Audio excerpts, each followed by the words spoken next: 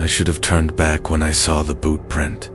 Not because there was a boot print that's normal on a trail like this, but because it was facing the wrong direction, away from the summit, toward the cliff edge where there is no trail at all. It was January 2019, and I was 3 miles into the Cloudland Trail on Roan Mountain, right on the Tennessee-North Carolina border, chasing the winter solitude I thought I needed after my divorce. The temperature had dropped to 14 degrees, and the wind coming off the ridge cut through my layers like I was wearing nothing at all. I told myself the boot print was old, maybe from some confused hiker weeks ago. I told myself a lot of things that day that turned out to be wrong. My name is Michael Graves, and I'm a wilderness survival instructor from Asheville. 38 years old, 200 hours of winter camping experience, never lost, never scared. That's what I told people. That's what I told myself when I decided to do a solo winter summit despite the weather warnings. The forecast called for clear skies, but forecasts don't mean much at 6,000 feet in Appalachia. The clouds were already rolling in by noon, thick and low, turning the world gray and indistinct. The rhododendron thickets on either side of the trail looked darker than they should, their leaves curled tight against the cold. And somewhere in that gray wall of vegetation I heard something moving parallel to me. Something big? I stopped and listened, but the wind was too loud, and whatever it was had stopped moving too. That's when I found the second boot print. Then a third. Then a dozen more, all leading off-trail toward the cliff. They were fresh. The eddies were crisp. The snow inside them hadn't filled in yet. Someone had walked this way in the last hour, maybe less. I stood there at the trail junction, looking between the path I should take, the one that leads to the parking lot for miles away, on the prints that led into nothing. My instincts screamed at me to leave, but my training, my stupid, arrogant training, told me someone might be hurt, disoriented, hypothermic. So I followed the prints into the thicket. The branches closed over my head almost immediately, blotting out what little light remained, and the temperature dropped another 5 degrees in the shade. The prints were getting closer together now, like whoever made them was slowing down, stumbling. I called out, but got no answer except the wind. After 50 yards, the prints stopped. Not at the cliff edge, not at a drop-off. They just stopped in the middle of a small clearing surrounded by gnarled laurel trees. Their trunks twisted into shapes that looked almost deliberate, almost architectural. The snow in the clearing was undisturbed except for those prints, which led to the center and ended.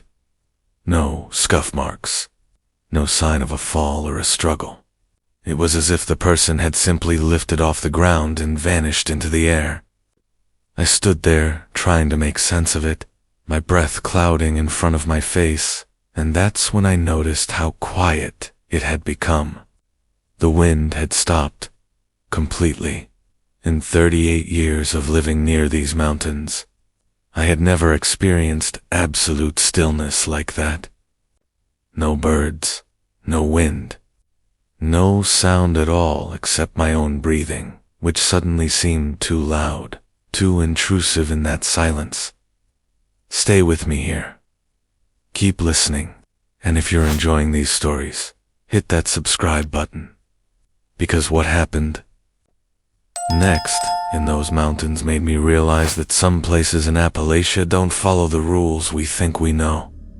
I turned to leave and saw the figure standing at the edge of the clearing, 20 feet away, motionless, facing me.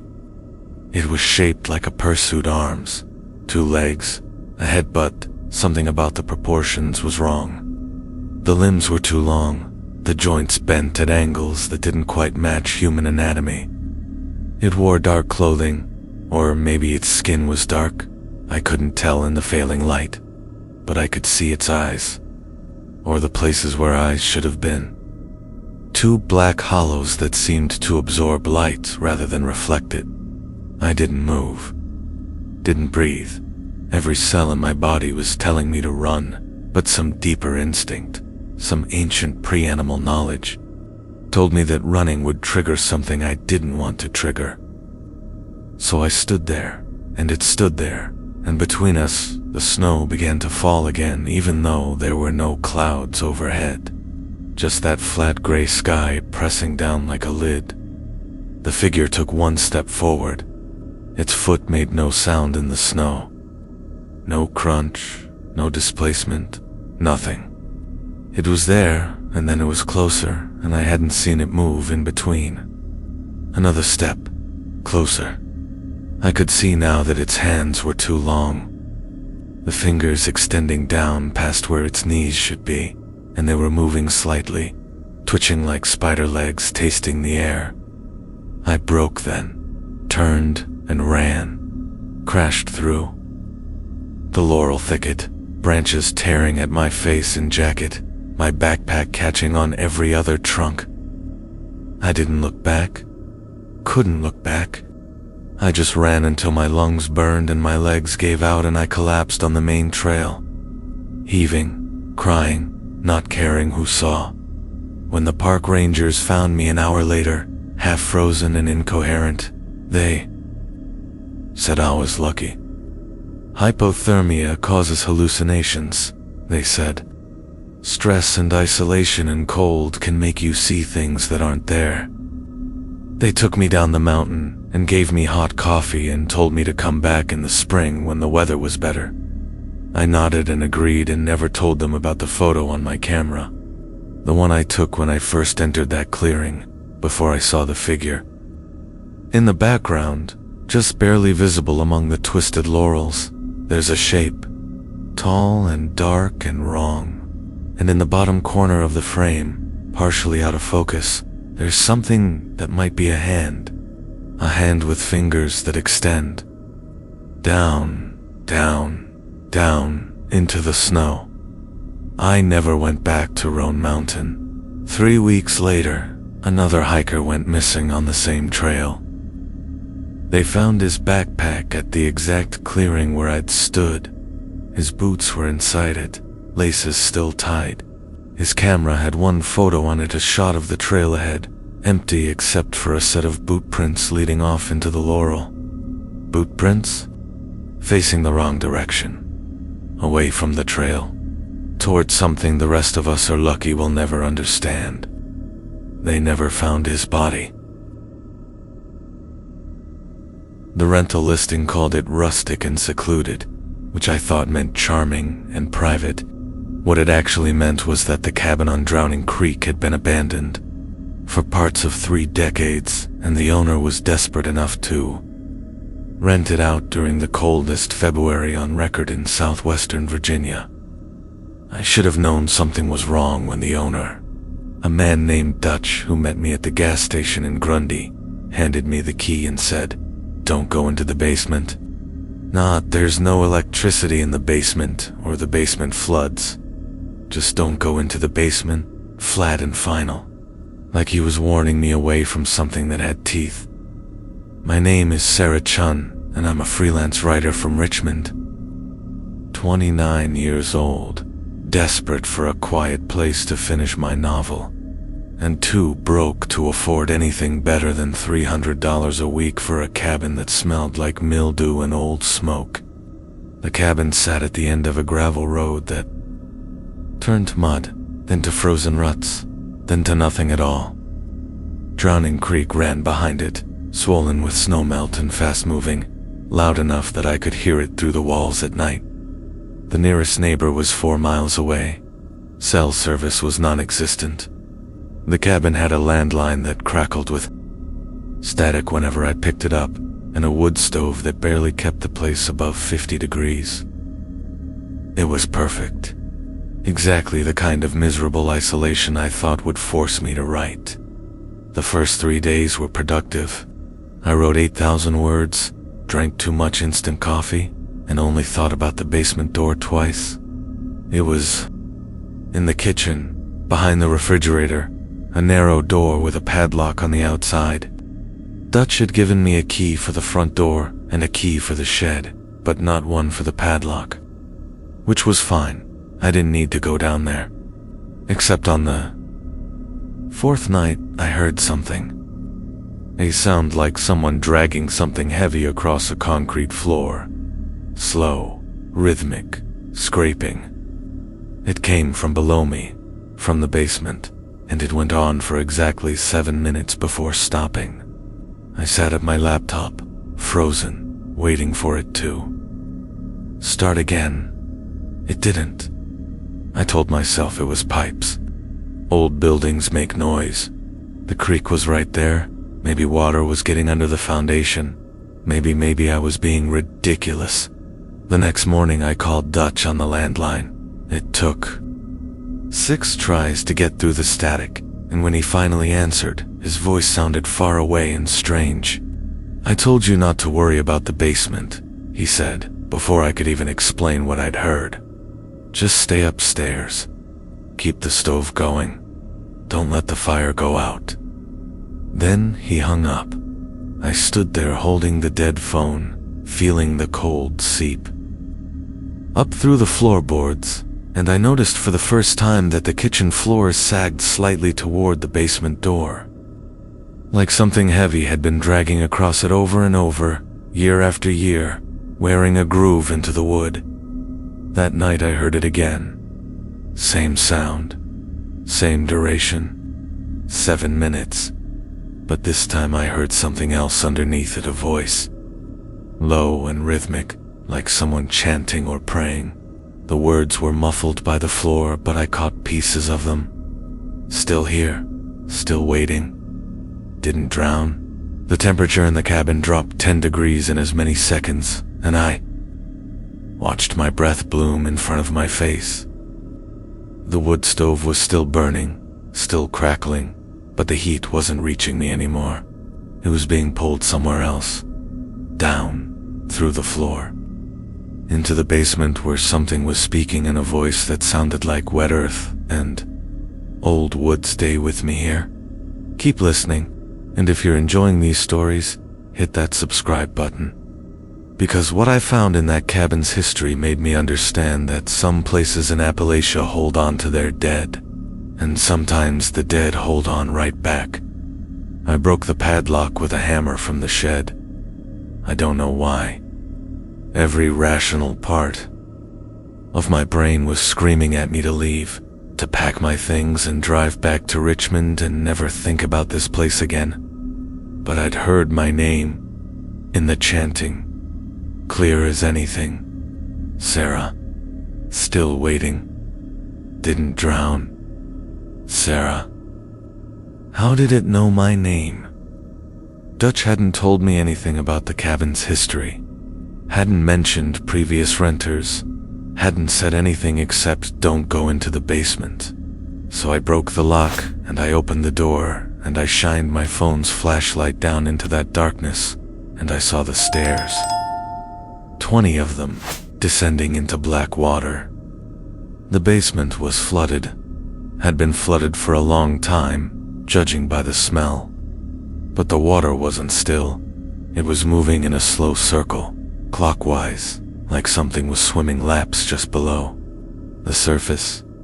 I saw the face when I turned to leave. It surfaced in the center of that slow rotation, pale and bloated, mouth open, eyes gone. A woman, or what used to be a woman. Her dress was old-fashioned, maybe from the 60s, and she was floating there, turning with the water.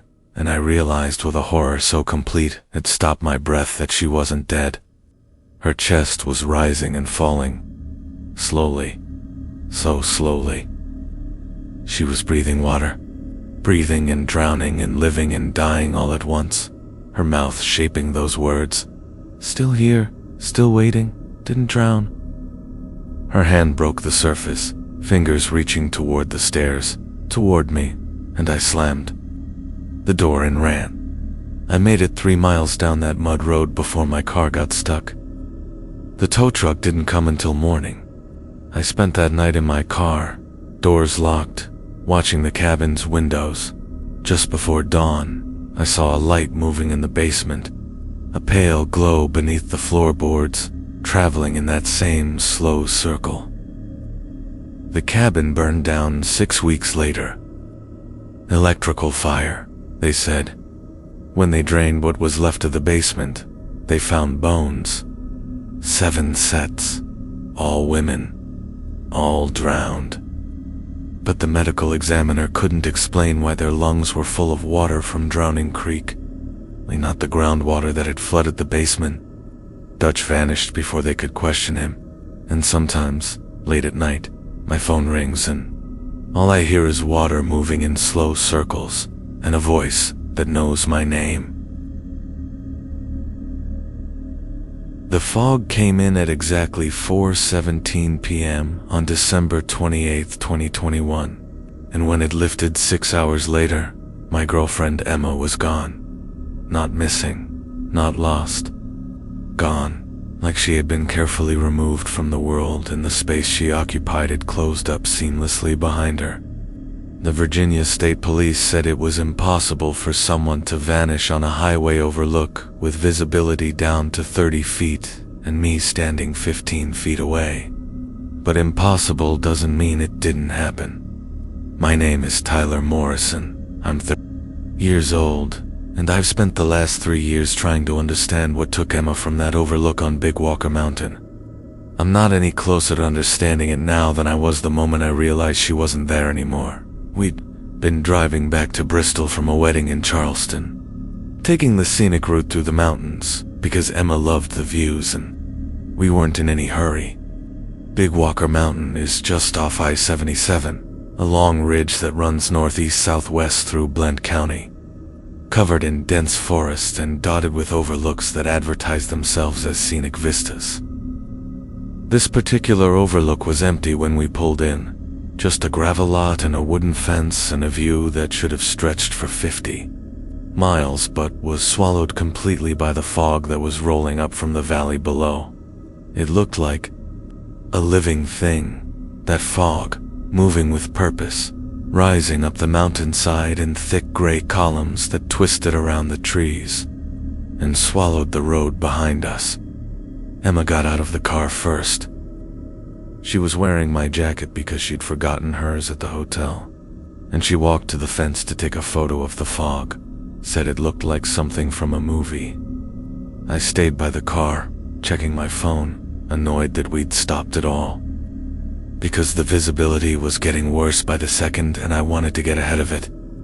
I heard her phone camera click 3 times. I heard her say, "Tyler, come look at this."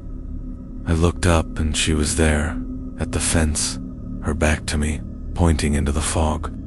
And then I looked down to put my phone in my pocket and looked down for maybe 3 seconds, and when I looked up again, she was gone. Not walking away, not moving. Gone. The overlook was maybe 40 feet across, empty except for me and the car and the fence where Emma had been standing. I called her name, checked the car, thinking maybe she'd come back for something. Ran to the fence and looked over, expecting to see, I don't know, a collapse, a fall, something that made physical sense.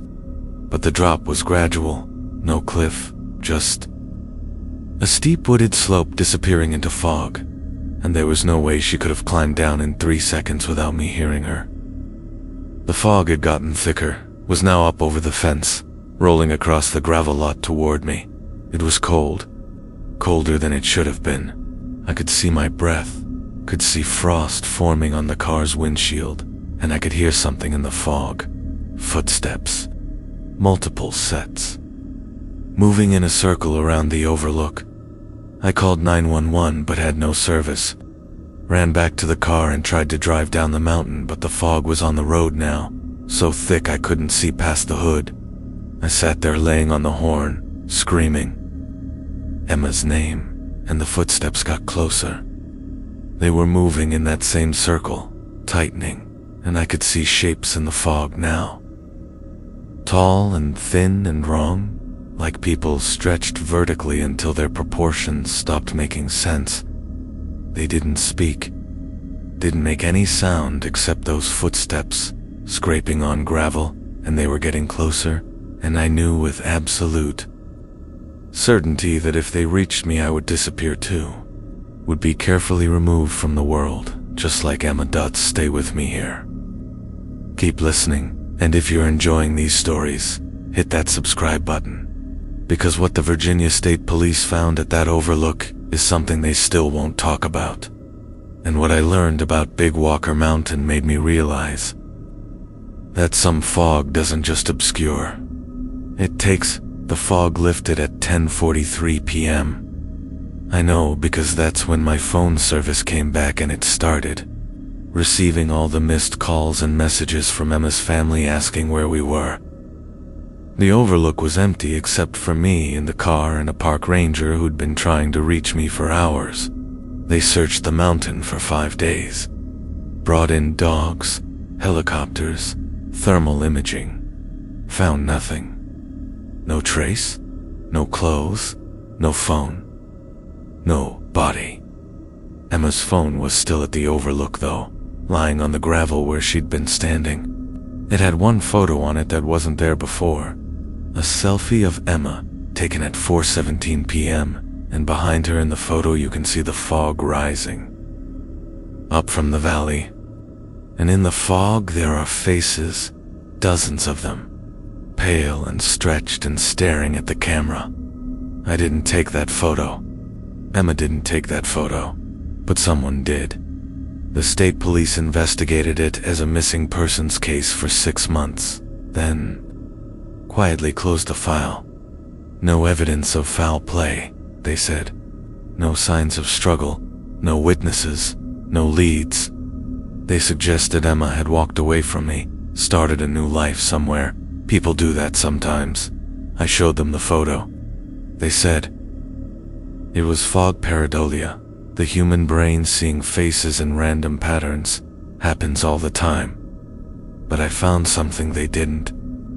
A Historical Society article from 1956 about disappearances on Big Walker Mountain. 17 people over 30 years, all vanished from that same overlook, all during heavy fog, all between December and February. The locals called it the taking fog, and they knew to stay off the mountain when it rolled in from the valley. But the overlook wasn't marked with warnings, wasn't closed, was just sitting there waiting for people like us who didn't know the mountain's history. I drive up there sometimes, on foggy December nights, park at the overlook and wait. The fog comes eventually, always from the valley, always moving with that same deliberate purpose. I can hear the footsteps if I listen carefully, circling in the darkness, and sometimes I think I hear Emma calling my name from somewhere inside that gray wall. The rangers have warned me to stay away. The locals avoid me now, think I'm crazy, or cursed, or both. But I keep going back, because one night that fog is going to take me too, and maybe then I'll find out where Emma went. Maybe I'll find all 17 of them, standing in some gray place that exists next to our world but not quite inside it, waiting for the fog to bring them home. Or maybe the fog doesn't take you anywhere. Maybe it just keeps you circling forever. On that mountainside, trapped between here and gone. I'll find out eventually. The fog always comes back. I was 3 days into a 7-day solo backpacking trip through the Monongahela National Forest in West Virginia when I realized something was following me, not stalking me like a bear or a mountain lion would, keeping its distance and weighing whether I was worth the risk. This was different, methodical, patient. It stayed exactly 40 yards behind me through terrain that should have been impossible to navigate. Silently deadfall, rhododendron thickets, stream crossings, but I never heard it make a single sound. I only knew it was there because every time I stopped to rest, I'd count to 60 and then turn around, and I'd see it, a shape between the trees, tall and dark and absolutely still. Watching, my name is David Kessler, and I'm a wildlife photographer from Pittsburgh. 41 years old, been hiking these mountains for 20 years, thought I'd seen everything they had to offer. Thought wrong. It was late January, temperatures in the low 20s, snow on the ground from a storm 2 days prior. Perfect conditions for tracking, which is what I was up there to, documenting winter wildlife movements for a magazine spread. I'd hiked 12 miles from the nearest trailhead, deep into the backcountry, far enough that my map showed no trails and no other humans. Just me and 60,000 acres of spruce forest and whatever was following me through the trees. I first noticed it on the morning of day 3. I'd broken camp around 7 a.m., packed up my tent and sleeping bag, and started hiking north toward a ridge I wanted to photograph at sunset. The forest was quiet, too quiet. No birds, no wind, nothing. Just my breathing and my boots crunching on snow. After an hour, I stopped to drink water and check my GPS, and that's when I felt it. That pressure you feel when someone's staring at you. I turned around and saw it standing between 2 spruce trees about 40 yards back, just at the edge of my sightline. It looked like a person, roughly man-shaped, but something about it was off.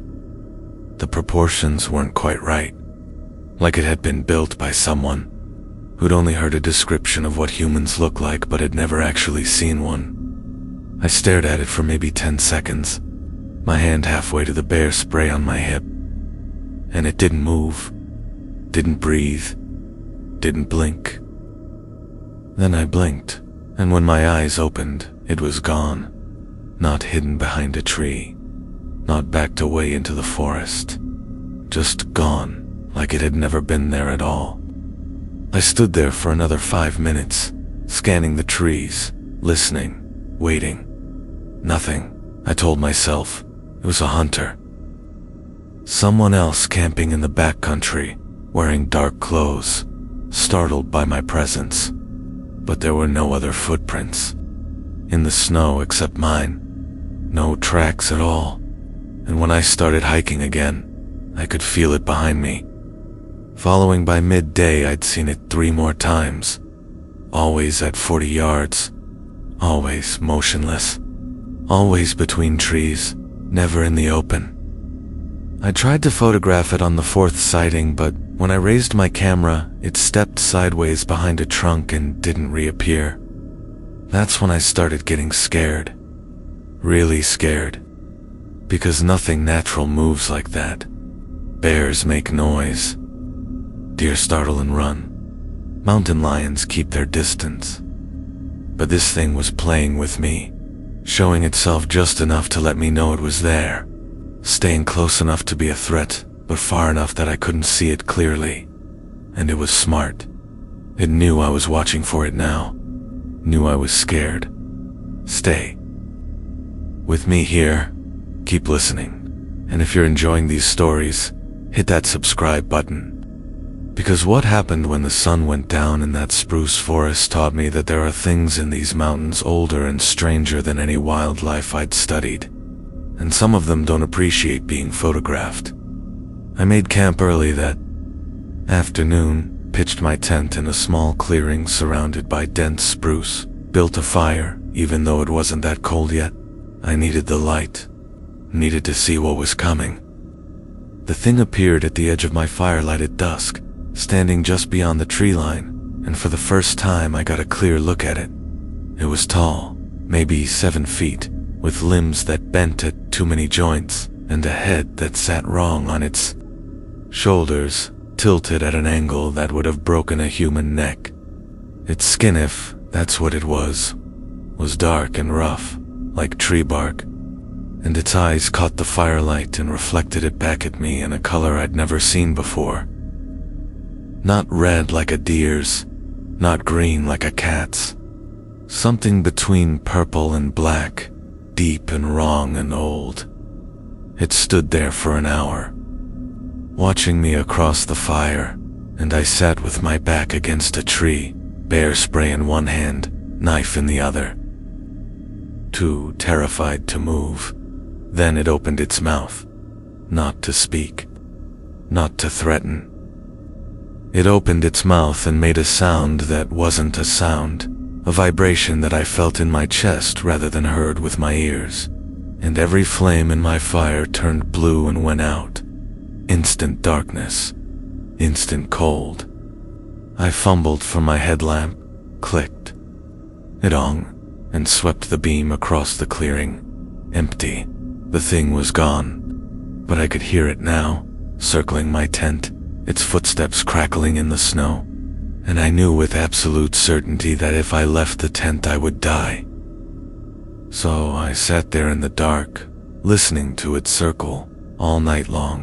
When dawn came, I packed up in 15 minutes and hiked straight south.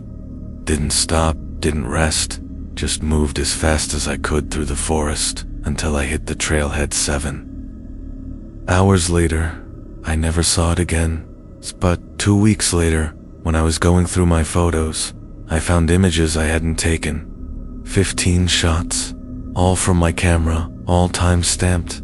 During the night it circled my tent. They were photos of me, sleeping in my tent, face pressed against the nylon wall, eyes closed. And in every single photo, there was a hand resting on the outside of the tent, fingers too long, joints bent at impossible angles. It had been touching me all night. I never went back to Monongahela. They found another photographer's body there. 3 months later, 6 miles from where I'd camped, his camera was missing its memory card. I think about that a lot. The entrance to the old Porter mine was supposed to be sealed. That's what the Forest Service map showed. What the signs posted every 100 yards along the trail said. Danger, abandoned mine, do not enter. But when my brother Jacob and I reached the coordinates our grandfather had scrawled in the margin of his journal, coordinates he'd circled 3 times and marked with the words, "Never forget," we found the entrance wide open, the rusted grate that had sealed it lying on the ground like someone had peeled it away from the rock face. That should have been our first warning. Should have been the moment we turned around and hiked back to our car and never thought about Pine Mountain or the Porter mine or our grandfather's cryptic last words again. But we'd driven for hours from Lexington to the Kentucky border, had spent 6 months trying to decode his journals after he died, and we were young enough and stupid enough to think we were prepared for whatever we'd find in there. My name is Marcus Webb, and I'm 28 years old, or I was when this happened in February of 2020. My brother Jacob was 24. Our grandfather, William Webb, had been a mining engineer in eastern Kentucky for 40 years, worked dozens of operations from Pike County to Harlan County, knew these mountains better than anyone. When he died at 91, he left behind 30 journals filled with technical notes, coal seam diagrams, and safety protocols. All of it made sense except the last journal, the one he'd kept hidden in a lockbox, the one that was mostly blank except for those coordinates in a single entry dated October 1967. We went too deep. We found something that shouldn't be found. Porter sealed the mine with 11 men still inside. They're still there. I can hear them. The mine entrance was a horizontal shaft cut into the mountainside, 6 feet high and wide enough for 2 men to walk abreast. Our headlamps illuminated the first 30 feet Froon walls, rusted rail tracks, support beams that looked too rotten to be holding up thousands of tons of rock. The air inside was wrong. Not stale like you'd expect from a sealed mine, but cold and moving, like there was circulation, like the mine was breathing. Jacob went in first. I followed. The temperature dropped 20 degrees in as many feet. and our breath clouded thick in the lamplight. The tunnel descended at a gentle slope, curving to the right, deeper into the mountain. After 200 yards, we found the first body. He was still in his mining gear canvas pants, steel-toed boots, a hard-out with a carbide lamp still attached. The carbide lamp was lit, burning with that distinctive white flame, impossible after. 53 years, but burning nonetheless. The miner was slumped against the wall, his head tilted back, his mouth open, and his eyes were gone. Not missing, not rotted away. Gone, replaced by smooth skin, like they'd never been there. At all. Jacob made a sound, something between a gasp and a retch, and grabbed my arm. "Mark, we need to leave." But I was staring at the miner's hands.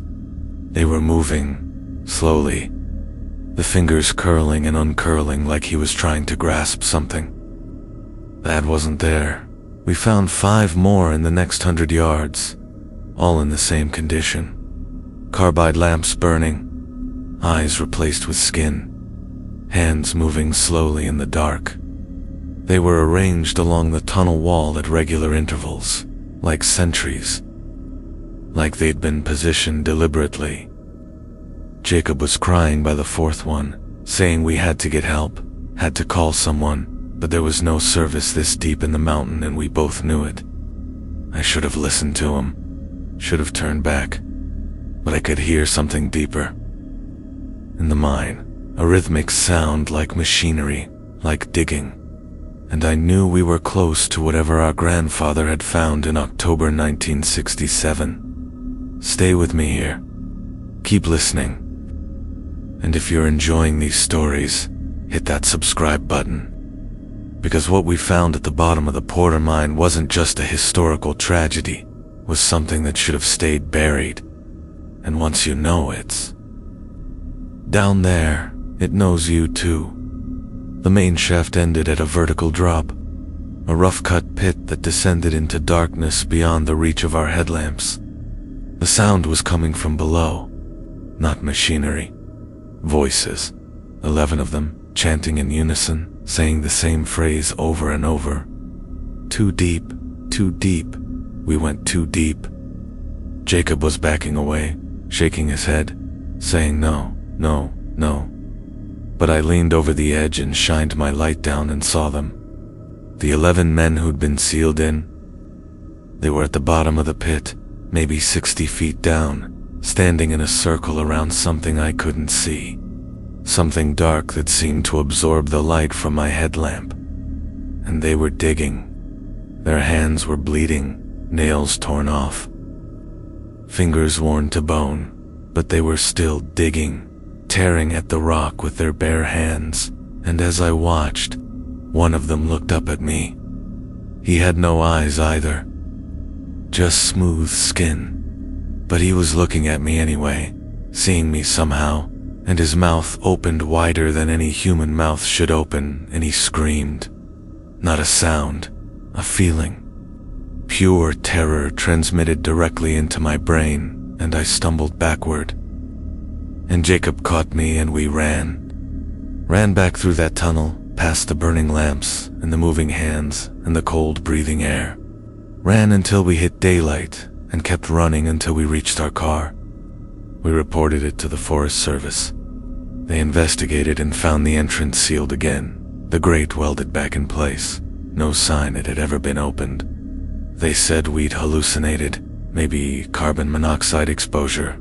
Happens all the time in old mines. But 3 weeks later, the mountain collapsed. A sinkhole opened up right where the Porter mine had been. Swallowed 40 acres of forest, dropped to the earth 200 feet. The geologists said it was natural. Old mine works finally. Caving in after decades. But I know better. They dug too deep. They found something down there. Something that's been trying to get out for 53 years. And whatever it is, it's closer to the surface now. Jacob won't talk to me anymore. Won't answer my calls. Moved to California, changed his number. but I still hear them sometimes, late at night, those 11 voices chanting, "Too deep, too deep, we went too deep." And I wonder how long before whatever they found comes all the way up. The photograph shows a woman I've never met, standing in front of my tent, at a campsite I thought was empty, on a night I was completely alone. I know I was alone. I checked the entire area before I set up camp, walked a 100-yard radius, scanned the tree line with my flashlight, listened for any sound of other hikers. There was nobody. Just me in the forest and Devil's Fork Creek running fast over stones 20 yards from where I pitched my tent. But the photograph doesn't lie. Timestamps don't lie. And when I woke up the morning of February 3rd, 2023, in the Cherokee National Forest in Tennessee, and checked my trail camera to see what animals had visited during the night, I found her. Standing there at 2:47 a.m., staring directly into the lens. My name is Jessica Vargas, and I'm a wildlife researcher from Knoxville. 33 years old, PhD in ecology, 15 years of field experience. I set up trail cameras for a living. Know exactly how they work, understand trigger mechanisms and motion sensors and pixel counts. So I know the photograph is real. Not doctored, not manipulated, not a trick of light or shadow. There is a woman in the photograph. She is pale, wearing what looks like a white dress that's too thin for February, her hair hanging wet and dark around her face. Her feet are bare. And her expression, I've stared at this photo for 2 years now. Shown it to experts, tried to find a rational explanation. Her expression is one of absolute rage. Mouth open, teeth bared, eyes so wide the whites show all around, hands reaching toward the camera like she's about to tear it from the tree. I'd hiked 6 miles into the backcountry the previous afternoon, following Devil's Fork Creek upstream to a remote valley where I'd been documenting black bear denning behavior. The site was perfect, isolated, undisturbed, far from any trails or camping areas. I'd set up 3 trail cameras in a rough triangle around the valley, each positioned to capture different angles of a known bear path. The third camera was placed just outside my camping area, more as a security measure than for research. I wanted to know if anything large came near my tent at night. Bears, coyotes, maybe the occasional bobcat. I wasn't expecting to photograph a person, especially not at 2:47 a.m. when I was asleep inside the tent not 15 feet from where she was standing. The camera took 3 photos in succession, the way it's programmed to when motion triggers it. In the first photo, she's at the edge of the frame, walking toward my tent from the direction of the creek. In the second photo, she's directly in front of the tent, stopped, staring at the camera. In the third photo, she's right up against the lens, her face filling the entire frame, so close that I can see her eyes are wrong. The pupils are too large, completely black, no color at all, just 2 black holes in her face. And behind her, visible in the background of the second photo, there are more shapes. 4 or 5 of them, hard to make out in the infrared, but definitely human-shaped, standing in a line at the creek's edge, waiting. I didn't hear anything that night. Slept soundly, woke up at dawn, made coffee, packed up my camp. It was only when I retrieved the trail cameras later that morning that I saw the photos. I stood there in the snow, staring at my camera's display screen, trying to understand what I was seeing. Then I heard the sound, a splash from the creek, like something heavy entering the water. I looked up and saw ripples spreading across the surface, but nothing that could have made them. The forest had gone quiet. No birds, no wind, just the creek running and that spreading circle of ripples. and I knew with complete certainty that I needed to leave. Now, stay with me here. Keep listening, and if you're enjoying these stories, hit that subscribe button. Because what I discovered about Devil's Fork Creek made me understand that some places in these mountains are doorways, and sometimes what comes through those doorways doesn't go back. I researched Devil's Fork when I got home, dug through historical records and local newspaper archives, and I found the drownings. 11 of them between 1934 and 1959, all in the same stretch of creek where I'd been camping. All women, all wearing white. The articles were brief, factual, but they mentioned something strange. None of the bodies looked like they'd been in the water long, even when they'd been missing for weeks. No decomposition, no signs of trauma, just pale and wet and cold. The locals stopped going to that part of the creek in the 60s, called it cursed, said the water there didn't flow right, said things came out of it at night. The Forest Service doesn't mark it as dangerous, doesn't close it to camping. There are no warnings, no signs, nothing to tell you that you're sleeping next to something ancient and angry and hungry. I went back 3 months later, in May, with better equipment and a colleague who didn't believe my story. We set up the same cameras in the same spots. Nothing appeared on the first night, or the second, but on the third night, the cameras caught them again. 7 figures this time, all women, all in white, all walking in a line from the creek to our tents. They circled the campsite for 6 hours, walking in that same slow circle, getting closer with each rotation. My colleague left the next morning and won't speak to me anymore. I kept the photographs, sent them to the police, to the Forest Service, 2 paranormal investigators and anthropologists, and anyone I thought might have answers. Nobody does. The cameras are still there, at Devil's Fork. I go back every few months to change the batteries and check the footage. The figures appear regularly now, sometimes alone, sometimes in groups, always walking from the creek, always. At night, always watching the cameras like they know I'm watching them. And in the most recent photographs, taken 2 weeks ago, they're not walking anymore. They're standing, all of them, in a line facing the camera, waiting for something, maybe waiting for me. Maybe waiting for the next person who decides to camp alone at Devil's Fork Creek, who doesn't know the water's history, who won't hear them approaching until it's too late.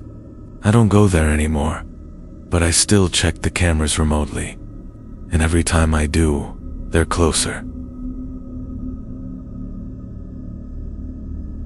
The emergency radio in my survival kit should not have been receiving transmissions. It's a basic AM/FM receiver with a hand-crank generator designed for weather alerts and local broadcasts, nothing fancy. But on the night of January 19th, 2022, 3,000 feet up on the north peak of Seneca Rocks in West Virginia, with the nearest radio tower 50 miles away and my phone showing 0 bars, the radio started picking up a voice. Not a station, not a weather report, a voice, clear and close, speaking directly to me, saying my name, saying, "Sophie, you shouldn't have come here alone. Sophie, you need to get down from this mountain. Sophie, they're coming for you now." My name is Sophie Laurent and I'm a rock climbing instructor from Maryland. 26 years old, solo climbed Seneca Rocks a dozen times, knew every route and every ledge like I knew my own apartment. I'd summited at dusk, planning to spend the night on the peak and watch the sunrise, something I'd done before without incident. The weather was clear. Temperature in the high 20s, no wind, perfect conditions. I'd set up my bivy sack on a wide ledge below the summit, heated some water for tea, and was settling in for the night when the radio turned on by itself. I hadn't touched it, hadn't even taken it out of my pack yet, but I could hear it crackling to life inside the main compartment, and then the voice started. I pulled the radio out, hands shaking, and stared at the dial. The frequency display was showing 0 o'clock, which isn't a real frequency, which shouldn't be possible on this model. But the voice kept coming through, male and urgent and wrong, like it was being transmitted from somewhere very far away and very close at the same time. Sophie, you're not alone up there. Sophie, check your climbing rope. Sophie, did you hear them singing? I hadn't heard anyone singing. The mountain had been silent except for wind in the rock formations and the distant sound of the river below. But now that the voice mentioned it, now that I was listening, I could hear something. Faint and melodic and coming from somewhere above me. From the summit ridge where there shouldn't have been anyone at all. I clicked the radio off. The voice stopped. I sat there in my sleeping bag, breathing hard, trying to rationalize what had just happened. Radio interference. Someone playing a prank, somehow. Except there was nobody within miles of me. And the frequency display was still showing 0 o'clock, and I could still hear the singing. 3 voices, maybe 4, harmonizing in a language I didn't recognize, the melody rising and falling like a tide. I climbed out of my sleeping bag and grabbed my headlamp, swept the beam across the summit ridge 40 feet above me, empty. Just rock and snow and shadows. But the singing was getting louder, and now I could hear other sounds underneath it. Footsteps. The scrape of metal on stone. The sound of someone's moving across rock in the darkness. I made a decision then that probably saved my life. I packed up. Didn't wait for sunrise. Didn't try to investigate. Just stuffed everything into my pack as fast as I could and started rappelling down the face. It was insane, descending 1,000-foot rock face in the dark, but staying on that mountain felt more insane. The radio turned on again when I was 200 feet down, and this time the voice was screaming, "Sophie, they're right behind you. Sophie, don't look up. Sophie, climb faster." I didn't look up. I just moved, hand over hand, rappel after rappel. My headlamp illuminating just 10 feet at a time, focusing only on the next anchor point, the next ledge, the next section of rope. Stay with me here. Keep listening. And if you're enjoying these stories, hit that subscribe button. Because what I learned about Seneca Rocks made me realize that some mountains in Appalachia remember things, and what they remember isn't always human. I heard them above me the entire way down. Footsteps keeping pace with my descent, moving across vertical rock like it was horizontal ground. Impossible, but happening, and the singing never stopped. When I finally reached the base of the formation, 3 hours later, legs shaking, hands bleeding, I collapsed on the trail and looked up at the mountain. There were lights on the summit. Not headlamps or flashlights. A different kind of light, pale and cold and moving in patterns that made my eyes hurt to watch. They danced across the rock face for maybe 10 minutes, then vanished. The singing stopped. The radio went silent. I sat there until dawn, too terrified to move, and when the sun finally came up, the mountain looked normal again. Just rock. Just snow. Just empty. I reported it to the park rangers the next morning. They were polite but skeptical, suggested I'd experienced altitude sickness or panic-induced hallucinations, common at high elevations. But they asked me about the radio, about the frequency, and I saw something in the head ranger's eyes when I told him it had displayed 0 o'clock. Recognition. He excused himself, came back 10 minutes later with a folder. Inside were reports, 17 of them. Other climbers over the past 30 years, all reporting the same things. Voices on radios that shouldn't work. Singing from empty summits, lights on the rock face at night. 3 of those climbers never made it down. They found their bodies at the base of the formation. No signs of falls or trauma, just dead. Like something had reached inside them and turned them off. The ranger told me something then that I've never forgotten. He said in the 1800s, before Seneca Rocks became a climbing destination, the local Seneca tribe avoided the formation, called it the Standing Ghost, and said it was a doorway between worlds, a place where the dead could return if they were called. Early settlers reported seeing lights and hearing singing, dismissed it as superstition, but the reports never stopped. They just got buried in archives, forgotten by everyone except the rangers who have to extract bodies from the mountain when climbers don't come back. I kept the radio. It hasn't turned on since that night, but the frequency display still shows 0.00, sometimes late at night. I swear I can hear faint singing coming from the speaker, even though it's not powered on, even though I've removed the batteries. I haven't been back to Seneca Rocks. Won't ever go back. But I think about those 3 climbers who didn't make it down, and I wonder if they heard their names too, called out by that voice on a frequency that doesn't exist. I wonder if they climbed faster. I wonder if it would have mattered. The ice on Summersville Lake was 18 inches thick on February 14th, 2018. Thick enough that the locals had set up a dozen ice fishing shanties scattered across the southern end near the dam. I'd driven down from Morgantown specifically for the holiday weekend, looking for solitude after a bad breakup. And ice fishing seemed like the perfect excuse to sit alone in the cold and not think about anything. The ranger at the boat launch told me the ice was safe, that people had been fishing for 2 weeks straight with no issues, and that the best spot was about a quarter-mile out, near where the old town of Summersville used to be before they flooded the valley to make the reservoir. He said it casual, like it didn't matter, like the fact that there was a drowned town beneath my feet was just a quirky piece of local trivia. I wish he'd told me the rest of the story. My name is Raymond Krause, and I'm a high school history teacher. From Morgantown, West Virginia. 37 years old, been ice fishing since I was 12, knew how to read ice conditions and avoid thin spots.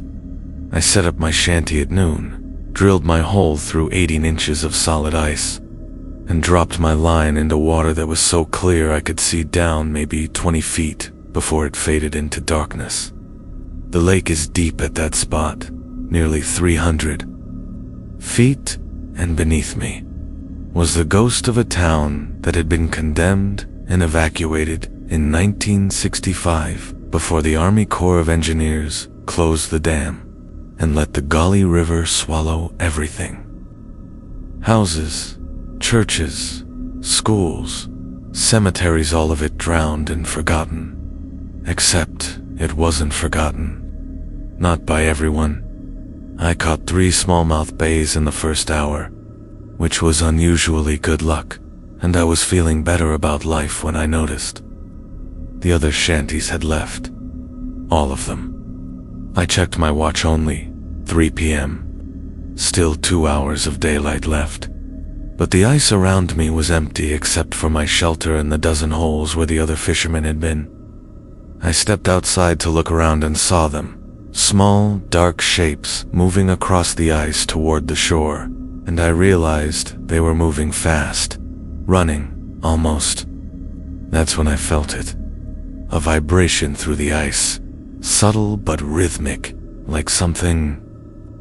Lars was moving beneath me, moving up. I went back into my shanty and looked down through my fishing hole. The water was darker now, the clarity gone, replaced by a murky green that seemed to be rising from below.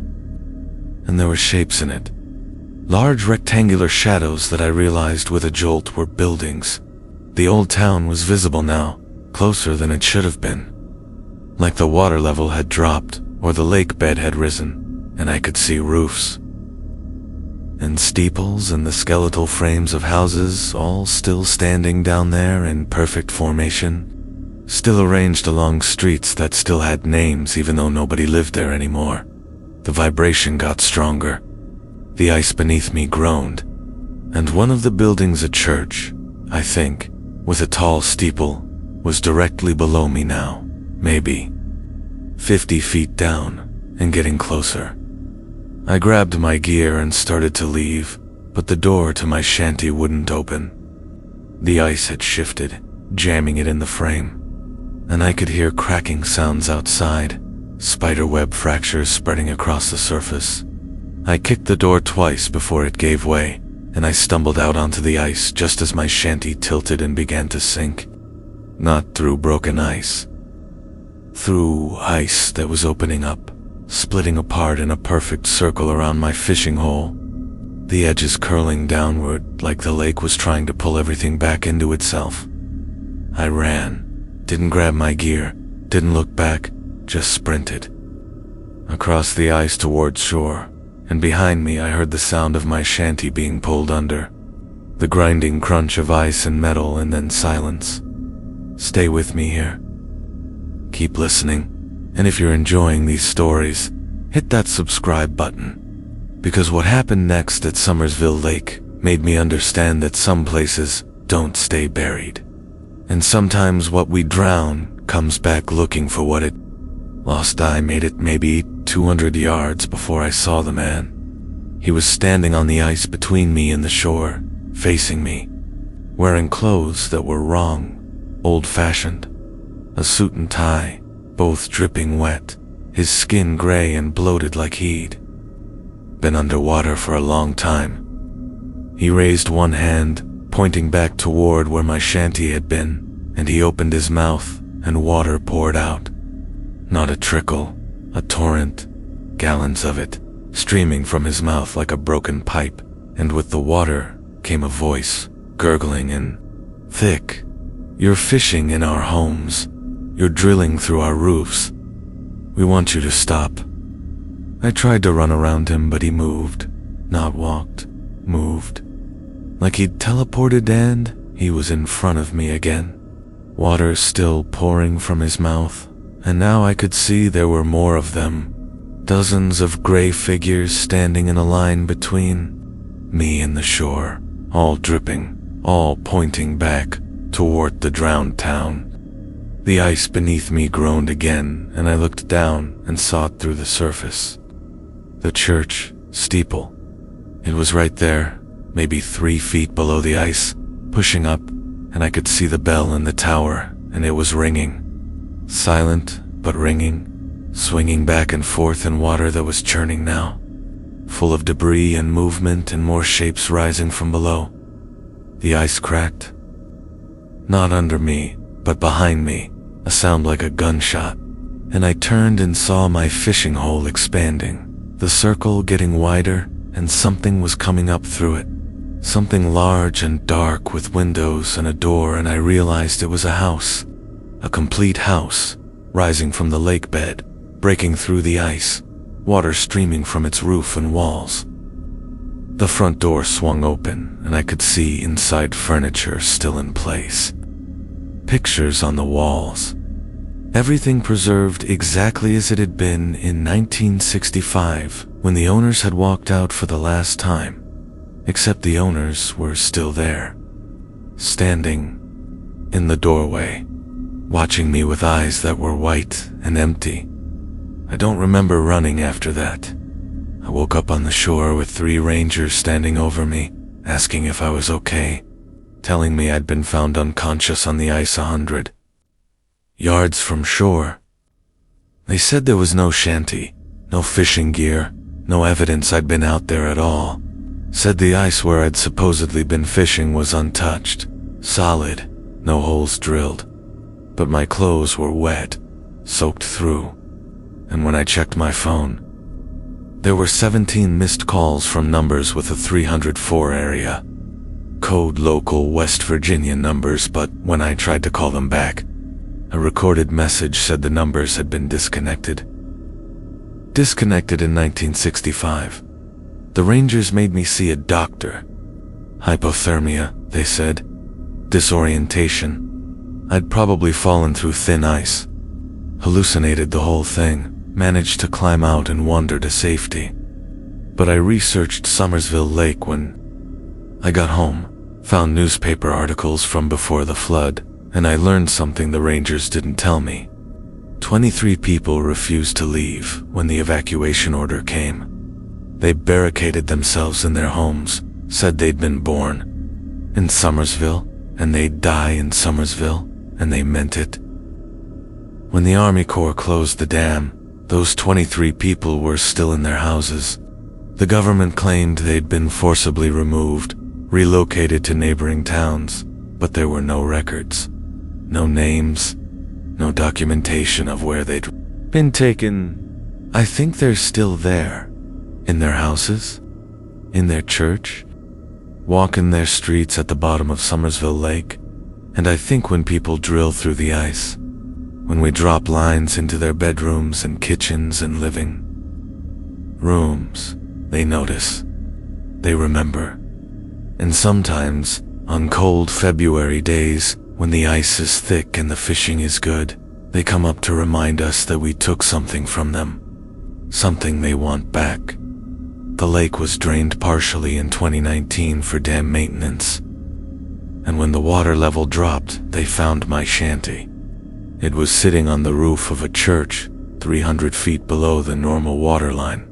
The door still jammed shut, my fishing gear still inside. The Rangers called it impossible. Said there was no way the shanty could have gotten down there, no way it could have survived the pressure, no way any of it made sense. They're right. It doesn't make sense. But I drive past Somersville Lake. Sometimes, in winter, when the ice forms and the fishermen return, and I see them out there drilling their holes and dropping their lines, and I want to warn them, want to tell them what's underneath, what's waiting, what happens when you fish in a cemetery. But I don't. Because nobody would believe me anyway. And maybe some things people need to learn for themselves. Last winter, 3 ice fishermen went missing on Somersville Lake. They found their shanties the next morning. All 3 sitting in a perfect line on solid ice, doors hanging open, fishing gear abandoned, no sign of the men anywhere. The holes they drilled were frozen over, smooth as glass. But if you looked close, and the Rangers did look close, even though they won't admit it, you could see shapes frozen in the ice.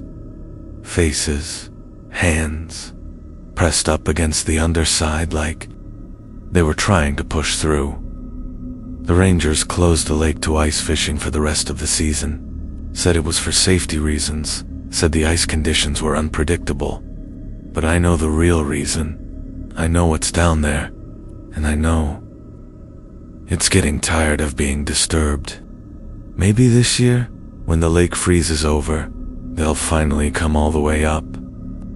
Maybe they'll walk onto shore and reclaim what was taken from them. Maybe they'll make all of us understand what it means to lose your home and have nowhere to go but down. I hope I'm far away when that happens. But something tells me distance won't matter. Not anymore.